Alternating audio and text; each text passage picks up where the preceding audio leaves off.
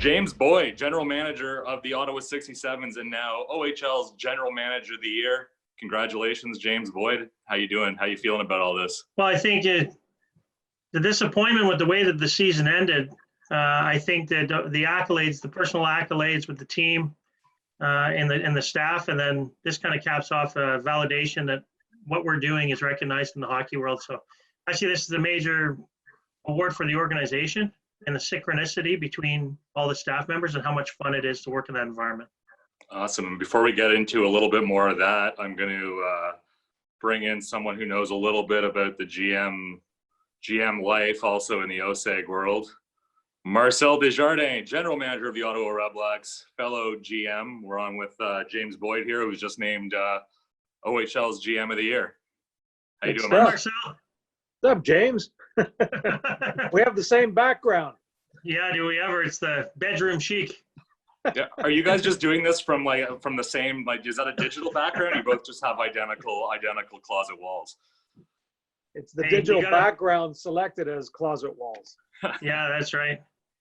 So Marcel, just quickly here, both general managers, junior hockey team, pro football team, there's got to be some similarities, but I guess first off, are you happy that you don't have to deal with the whole scouting teenagers world that James is a little bit more involved in? Yeah, I mean, I guess you could say that some of our guys are still somehow teenagers, but at the end of the day, it's not an exact science by any stretch, and you got to trust your gut to an extent, and you just do as much homework as you can and try to come up with what you feel is the right answer at that time when you're making a pick or a trade or whatever it is. The philosophy's got to be a little bit the same when you go into making those moves, like you just said, right, James? Between the two of you, whatever sport it is in this line of work, you're looking to get better as a starting point. Yeah, well, you know what? It's been interesting following. Of course, we had our draft, and then as part of my professional development, I've kind of been following the Red Blacks leading up to their draft, and the similarities are very, very. They're looking for maybe the best player for them at that particular time, which I think is, very similar. And a lot of the background work and things that go into it, the strategizing, it's been really interesting to watch. There's obviously a lot of work that goes into the draft, whether, it's football or hockey, but the scouts are really on top of it. It's been fun. And Marcel, last one for you here, just what you've seen, in passing around the 67s and the success they've had, how exciting is it to have, two teams in this organization that people really care about and people want to come watch and then see get better?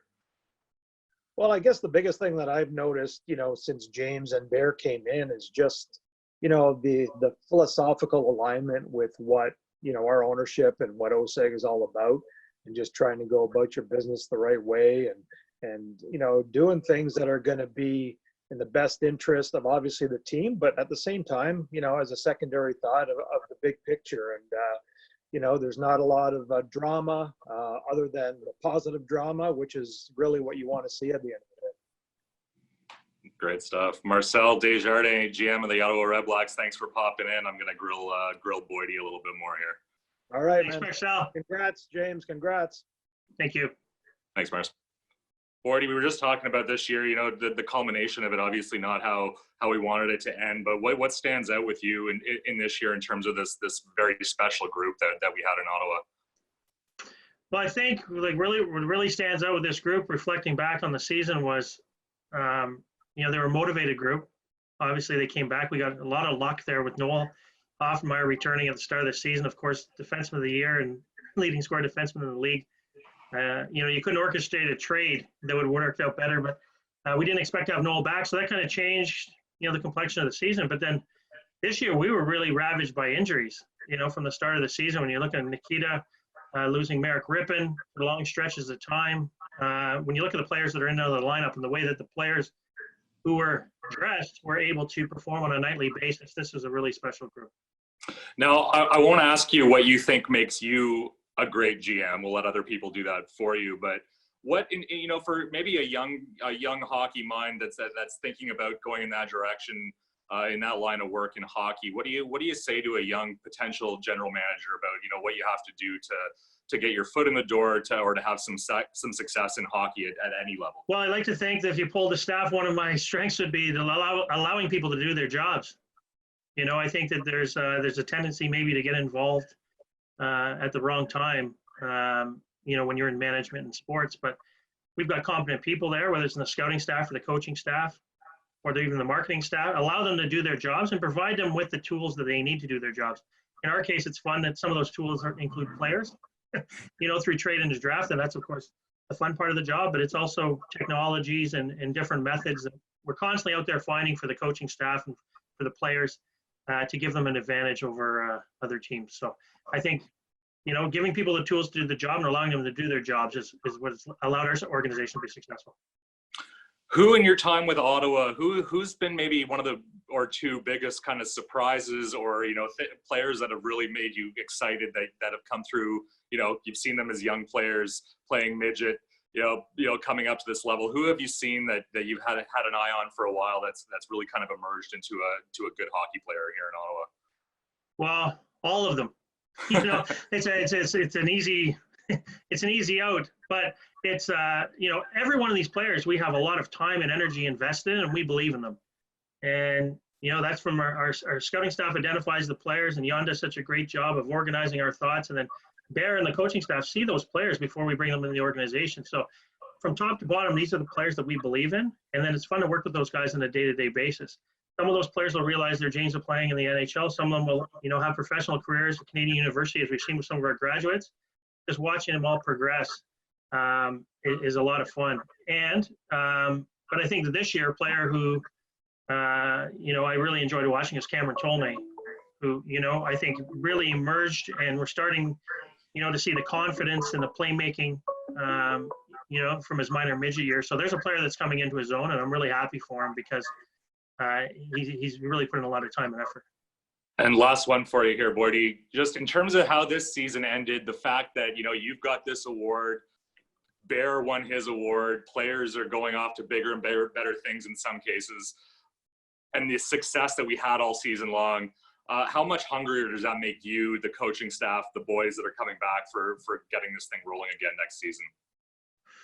Well, I think so. There's kind of double disappointment, of course, the result in the final last year, and then the way that this season ended. I think that there's a lot of motivation, but we're fortunate that we have motivated athletes.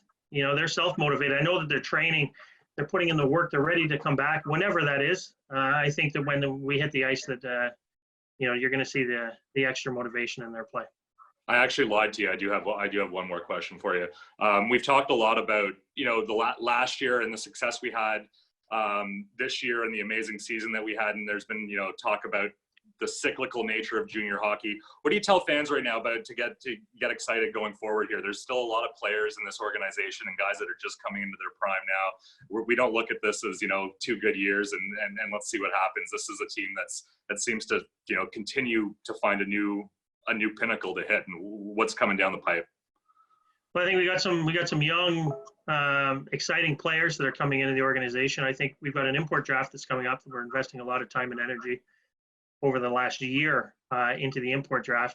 And some of our prospects, a player like a Brendan Sirizotti, who's a top player in Junior A, much like Jack Quinn was, his first year, who's going to be a really exciting player coming in. A returning group of 16-year-olds who played so well during the season. So we're looking for players to take the next step. But I think, as we saw this year, there are going to be players that emerge to fill those key roles. And of course, the injuries that I mentioned, your Graham Clarks and your Dylan Robinsons, and we had some pieces missing from the lineup that are key pieces during the season. So when we put it all back together, we're going to be right back. Fantastic. 67's general manager, James Boyd. We like him a lot here. Seems the rest of the league agrees with us. OHL's GM of the year. Congrats, Boydie, again. Thanks very much. All right, talk soon.